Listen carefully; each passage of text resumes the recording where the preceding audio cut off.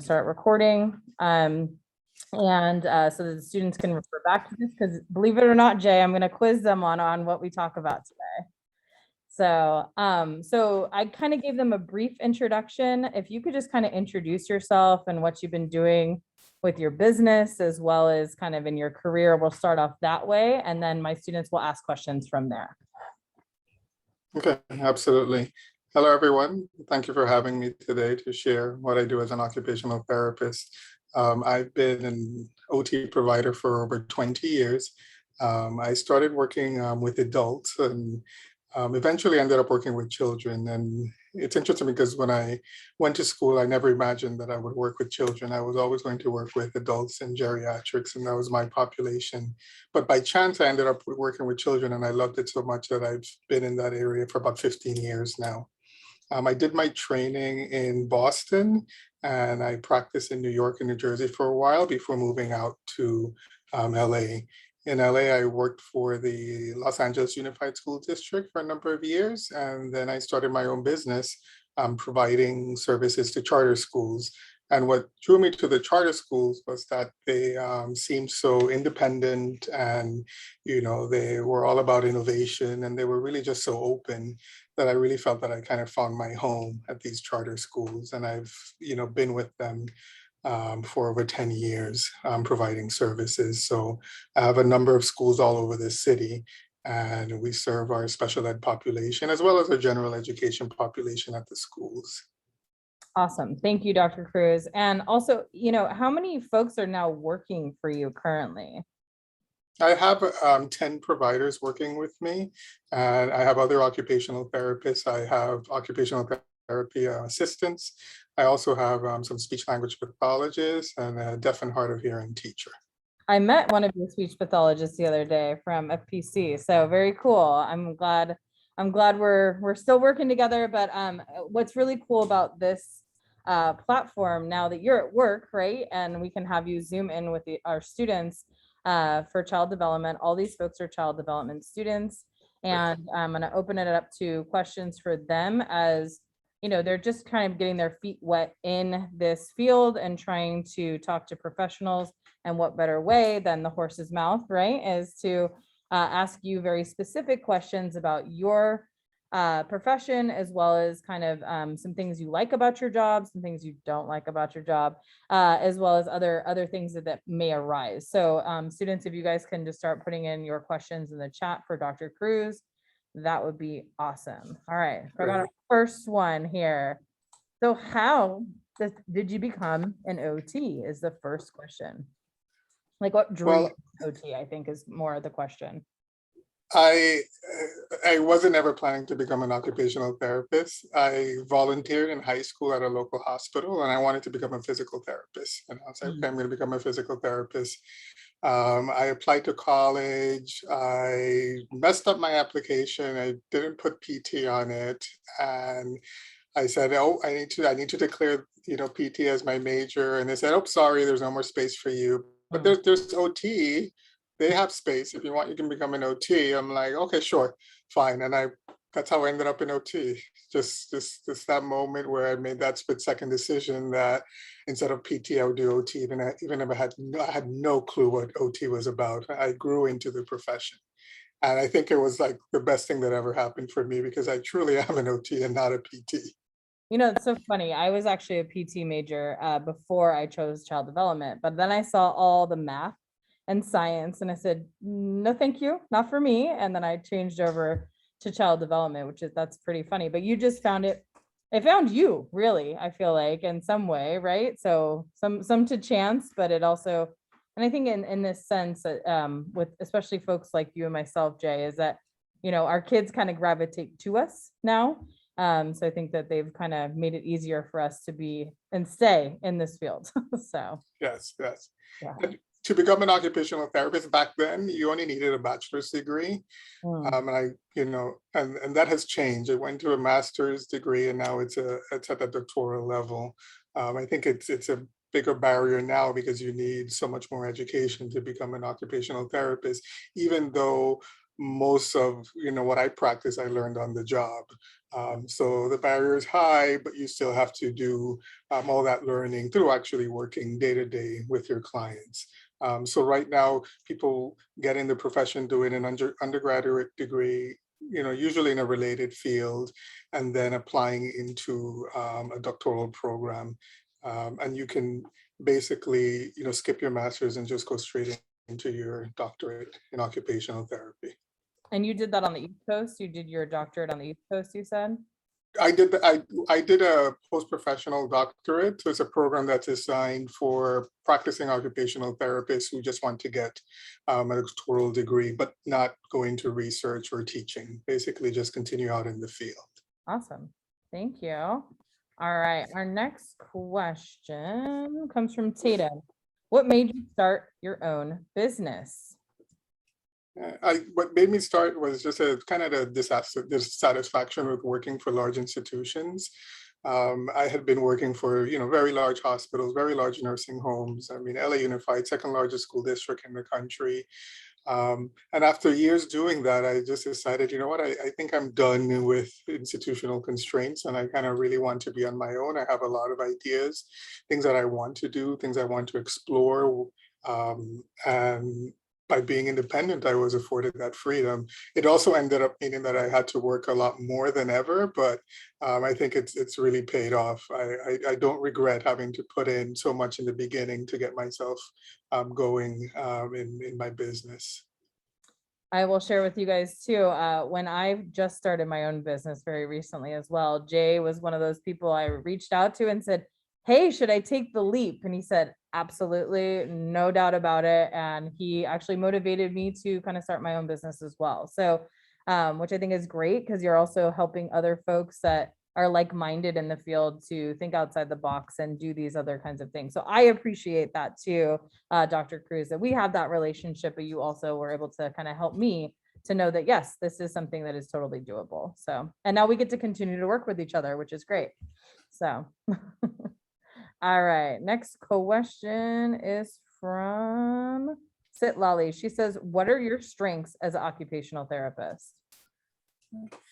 I mean, to be a successful occupational therapist, I feel you have to be someone who can think outside the box, someone who is good at observing situations and really breaking them out and figuring where you can contribute to improve upon something.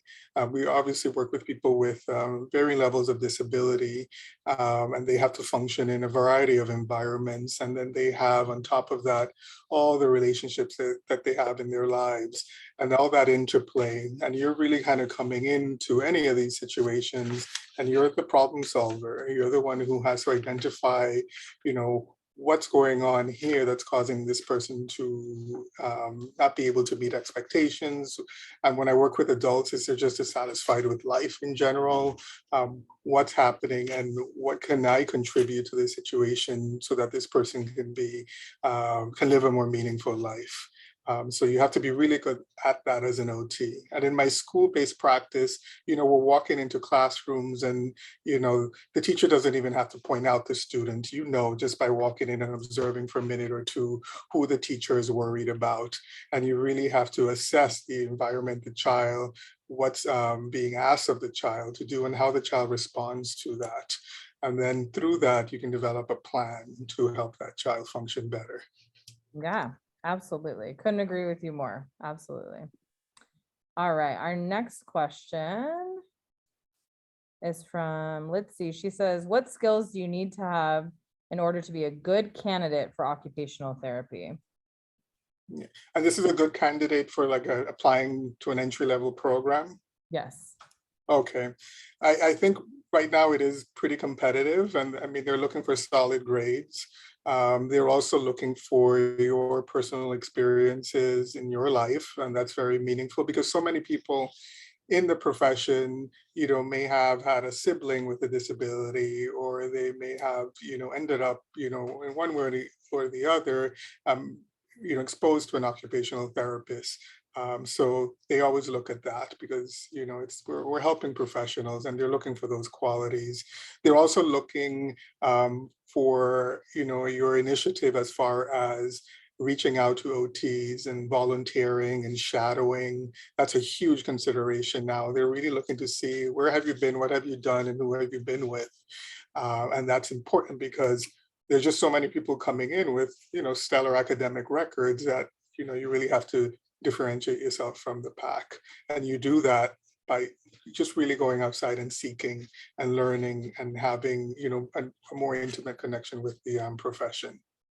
Yeah, that actually leads me to a question for you, Jay, is that I've had interns in the past or folks that are trying to get into occupational therapy field, and they have to have some work even prior to their graduate program, working and kind of shadowing, like you said, in OT. And that's been some difficulty for folks trying to just tip their toes into the field. Have you seen this as well? Do you have any advice for folks that are dealing with that kind of stuff going on as well? Yes. I have a lot of people who reach out to me because they're wanting to shadow or they want to volunteer. And I really look for the people who really are almost pushy. I like that. I like you to call me and email me and say, I want to come in and I want to see what you're doing. I want to contribute in any way I can. I'm willing to commit however much time you need. And when I see those qualities, I say, sure, come on. And I get them to join us and they volunteer and we have programs and they make really meaningful contributions. And some of these individuals have gone on to become OT professionals, and I have a few who are working with me now. So I find it very beneficial to, just find the talent out there and bring them in and expose them to the profession and help them, develop their application so that they can get into a school. And eventually, they may be able to come work with me. So I think that establishing relationships with people in the profession is really key right now. Mhm. And I know for Speech Pass that there are quite a few crazy prerequisites. For example, if these folks in child development that wouldn't have these courses in undergraduate, is that something that happens in occupational therapy? Like if someone had a degree in child development, I'm not sure if you would know that question, but Yeah, no, there definitely are prerequisites, and the programs are, they've clearly outlined their prerequisites, and you go through the list, and whatever you don't have, I mean, generally people don't have trouble finding those courses. I know some people who have volunteered with me have done them online, they've, found one way or the other how to fulfill all those requirements. And it may mean that you may be missing some biology or you may need some additional psychology classes, or they may have something very specific to a program that they want you to have, but nothing that people can't find. I've never seen anyone struggle finding, courses for the prerequisites. great. Awesome. Thank you, Jay. All right, let me go back to my students' questions real quick. All right, next one is, how long did the entire process take to become an occupational therapist? Yeah. When I trained, I did a 4-year degree, and then I had to do 6 months of clinical affiliation. So they basically find you OTs out in the community, and you work with them for a 3-month period, and then they certify that you're competent. Nowadays, obviously, because it's at the doctoral level, you do an undergrad degree, then you go into a doctoral program, and then you still have to do the 6 months of clinical rotations. And then after that, you sit for the national certification exam. And once you pass the national certification exam, then you can apply for your state licensure. But the state is just basically looking for you to have met the academic requirements and to get the national certification through the examination. And at that point, you're granted your license and you can practice. So the whole process right now would take maybe a minimum of, 7 to 8 years. There are programs that bridge, that you can shorten your undergraduate years and then go right into a graduate program, and that and you can shave off a year from that. But for some people, it can take some time.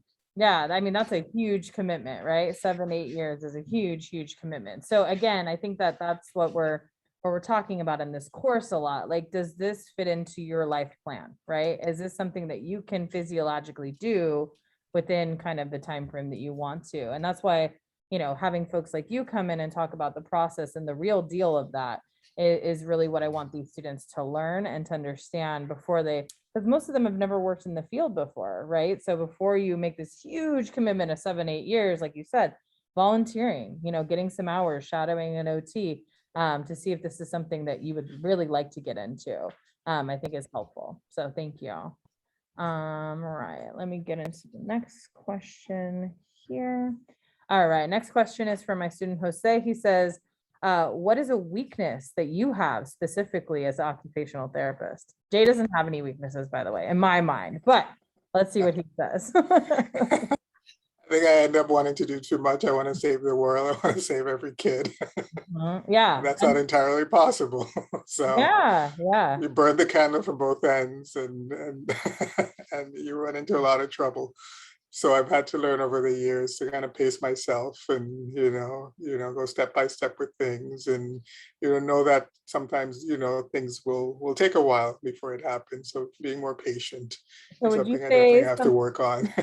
would you say that you bite off more than you can chew sometimes, Jay? Always, always.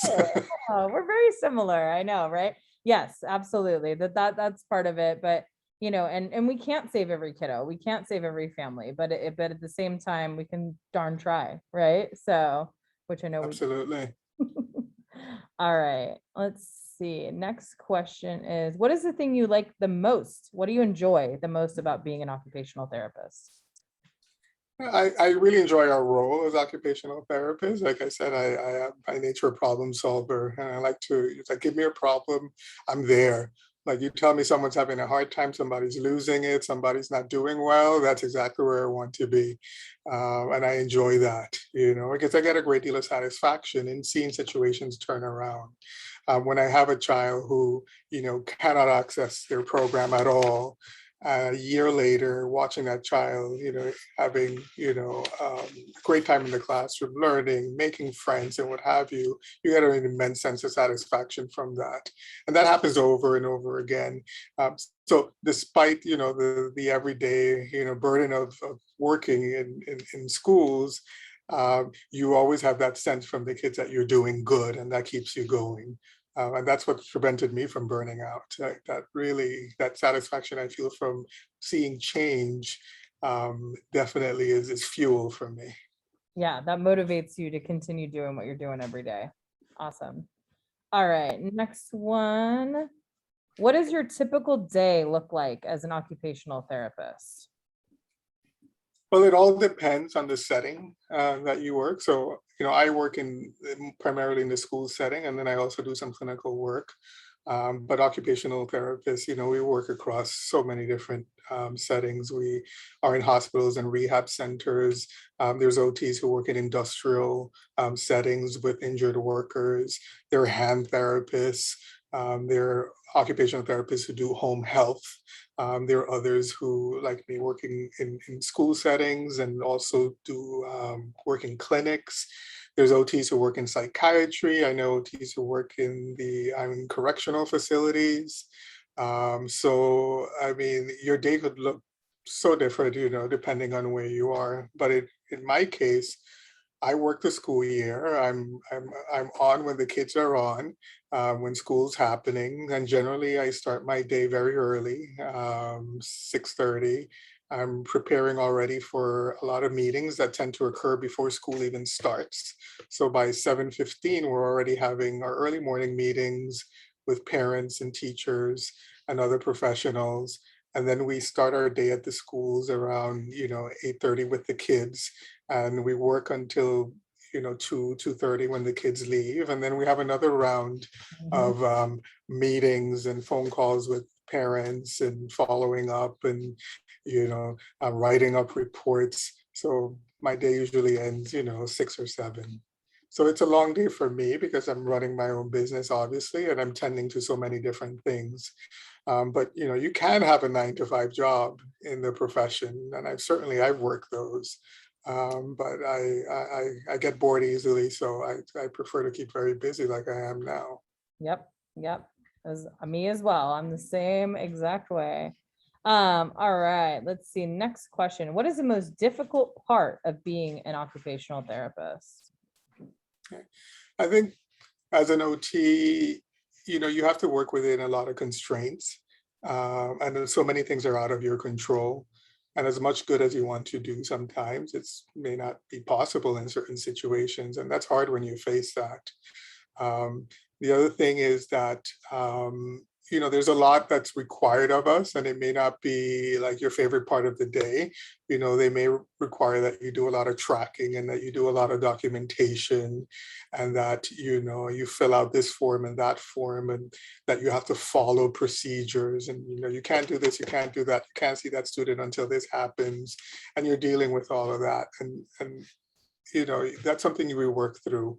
But it's obviously a necessary evil. It's about accountability, and then you have to do that. So that's something you contend with. My favorite part of the job is actually working with my clients. That's where it's at for me, and the rest just needs to happen and we get done. Mhm. All right, awesome. Thank you. All right, next question. What are some obstacles that you personally faced on your journey to become an OT? When I was entering the profession, it felt very easy then. It definitely was pretty low barrier.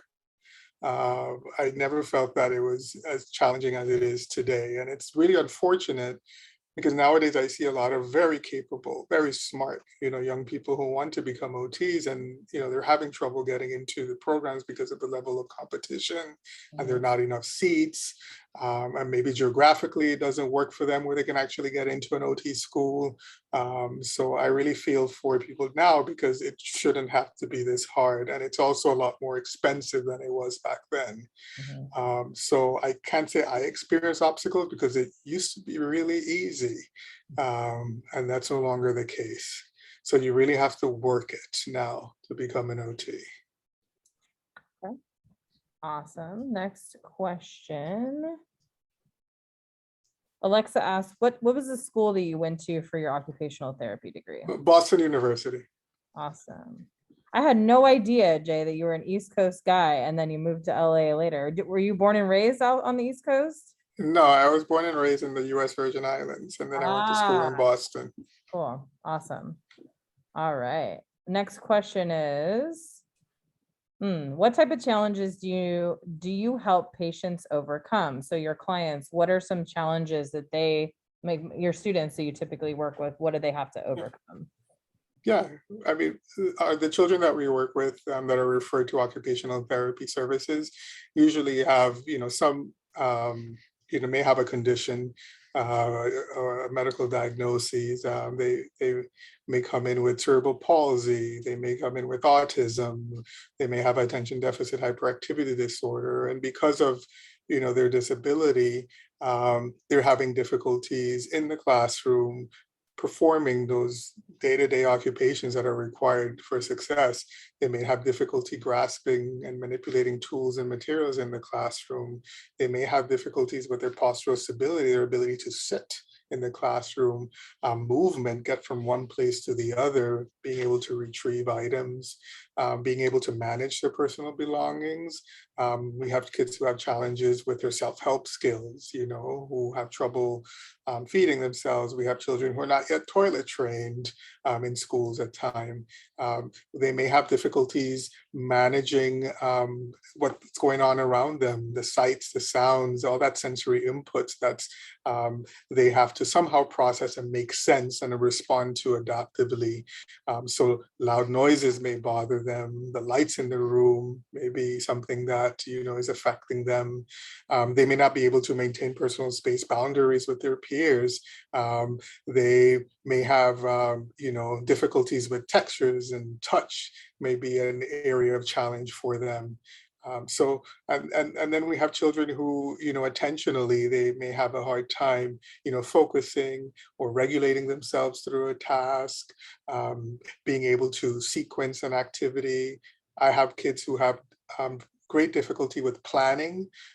So they may have everything they need in front of them to accomplish something, and it may have been demonstrated, it may have been demonstrated to them, and they just quite can't figure out how to get started and how to work through it, how to plan it and sequence and execute it. That's not happening for them. So kids may experience a difficulty in one area or a combination of many of these areas. And of course, if they're having many areas impacted, then of course they need more intense services. But I want to definitely emphasize that you're working as part of a team, and no one person has all the solutions for any child. It usually takes a whole team of individuals working together, because kids are very, very complex and they're in the middle of development, and there's so many factors that you need many eyes, and a lot of people working to improve the situation. Yes, absolutely. We work all as a team and trying to. So I worked with Dr. Cruz for the last 2 years with a very, very behavioral classroom. A lot of our kids were not able to access their curriculum just at all, not even a little bit. And Dr. Cruz and I were working with these kiddos to really get them and get their behavior much more stabilized so that they could do the other academics and different things in the classroom. But we worked as a team to give them maybe seating accommodations or some things in the classroom that like fidgets or different things that are going to help them. Our whole classroom was actually great because Jay went in before we went into that school and redid this entire classroom to be more of a sensory friendly space for these students. So which is great. And it's an amazing, it was very helpful for a lot of our students to help de-escalate, self-regulate, all of these things. So Jay's wonderful at that. I do want to ask one other question of you that was not for my students because they would never know this about you. Can you explain to them what neurofeedback is and how you integrate that into your practice? Yeah, absolutely. I uh, became certified in neurofeedback. I have a great interest in neuroanatomy and anything that has to do with the brain. And I've always wondered about, how about if I were to be able to go to the source of a lot of our problems, right? Let's go directly to the brain. Can we train the brain? And in researching all of that, I discovered neurofeedback, which is basically the use of real-time feedback about your brain activity that you can actually learn to improve your functioning by manipulating your brainwave activity. So the way we do this is that we put sensors on the scalp and we get a readout of the person's brain activity. And then we have a sense of what we can train the brain with.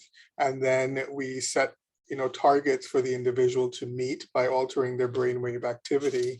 And then that brings about change. And we see behavioral change. We see change in affect. We see people's energy level change. Your ability to attend can improve. So there are many benefits of doing this brain training. I've also had a program before COVID, and we're in the process of starting it back up again, where we would select our most challenged kids in the school setting, kids who have received numerous services and may not have shown the greatest benefit from everything that has already been put into them. So then we do the brain training with these children and see if we can get improvements. And the majority of the students respond quite well to it. And there's students who have done complete turnarounds in their functioning. I'm basically going directly to the brain and addressing the deficits that we can derive from the data that we retrieve in studying them. Which is so cool. I think it's such an awesome thing that we can do. Is neurofeedback kind of a newer kind of intervention, Dr. Cruz, or is it something that's been around and it's just being developed and used more frequently? It's been around for 50 years. Mhm. Unfortunately, the focus right now on addressing mental health problems, is through medication, through drugs. So a lot of therapies that are, not based on, drugs, don't have that popularity. Drugs are pretty easy, right? If the doctor just prescribed it and you take it. With neurofeedback, it's different because it requires a great deal of effort on both the clinician and the client, because you're training the brain. It takes time. You're going to spend 30 to 50 sessions of brain training to bring about, the change that you're looking for. There has to be a certain degree of commitment and willingness of the client to engage in such a process. So when I work with children, I spend most of the early part of it, trying to build a relationship with them and trying to ensure that they buy into this and that they're willing to sit down and do this training with me, for a half-hour period at a time, and to do it for several months. So that's one of the barriers to that we experience as neurofeedback practitioners, is that generally people kind of want things quickly. But we know, as helping professionals working in schools, that nothing comes that easily, even with medication. It's a lot of work. It's a lot more complex. Yeah, you even have to wait with medications 2 weeks to at least a month for it to actually have some therapeutic benefit. So, and most people don't want to wait that long. Yeah.